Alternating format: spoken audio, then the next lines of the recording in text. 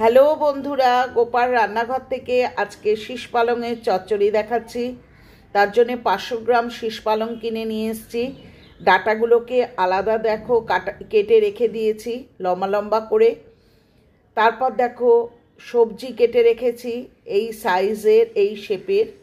আর শীষ পালংটা, পালং শাকটা যেটা, সেটা আলাদা কেটে রেখেছি, ভালো করে ধুয়ে নিয়েছি।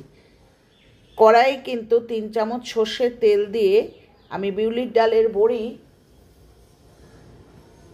1 মুঠ থেকে 1.5 মুঠ বিউলির ডালের বড়ি দিয়ে দিচ্ছি।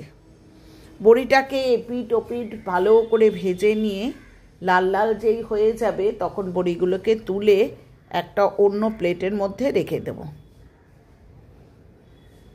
ঠিক আছে বন্ধুরা, দেখো বন্ধুরা, বড়ির রঙটা প্রায় চেঞ্জ হয়ে এসছে। এবার অন্য পাত্রে তুলে রাখবো। এরপর অবশিষ্ট তেলের মধ্যে 5 ফোড়ন দিয়ে দিচ্ছি। দিয়ে প্রথমে সবজিগুলো ছেড়ে দিচ্ছি। সবজির মধ্যে রয়েছে বেগুন, কুমড়ো, শিম, আলু। দিয়ে ভালো করে নাড়াচাড়া করছি। প্রথমে ডাঁটাগুলো দিয়ে দিয়েছি, যেহেতু ডাঁটাগুলো একটু সেদ্ধ হতে সময় লাগে।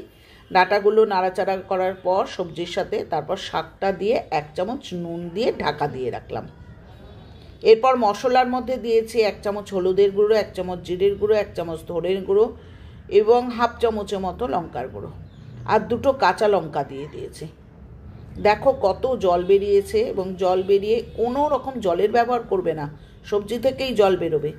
এই যে সাদা মতো যেটা দেখছো সেটা হচ্ছে 1 চামচ পোস্ত, 1 চামচ সাদা সর্ষে অর্থাৎ হলুদ সর্ষে এবং 1 চামচ তিল। 1 চামচের একটু বেশি তিল দেবে, তার কারণ হচ্ছে তিলে ক্যালসিয়াম রয়েছে। এটার ব্যবহার যতটা বেশি করতে পারো ততটাই ভালো। ভালো করে সবজিগুলো যখন সেদ্ধ হয়ে গেছে তখন পরিমাণ মতো মিষ্টি দিয়ে অর্থাৎ চিনি দিয়ে, যেহেতু এটা একটা নিরামিষ সবজি, আমি বড়িগুলোকে দিয়ে দিলাম। দিয়ে খানিকটা নাড়াচাড়া করলাম, কারণ বড়িগুলোর মধ্যেও একটু ঝোল ঢুকে একটু নরম হওয়ার দরকার রয়েছে। দেখো খুব ভালো করে নাড়াচাড়া করে আমার শীষ পালংয়ের চচ্চড়ি রেডি। এরপর আমি নামিয়ে দেবো। ঠিক আছে, একদম সিম্পল রান্না।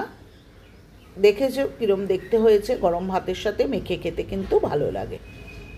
তো বন্ধুরা, রিকোয়েস্ট রইল এইভাবে শীষ পালংয়ের চচ্চড়ি একদিন করে খেও, ভালো লাগবে গরম ভাতের সাথে।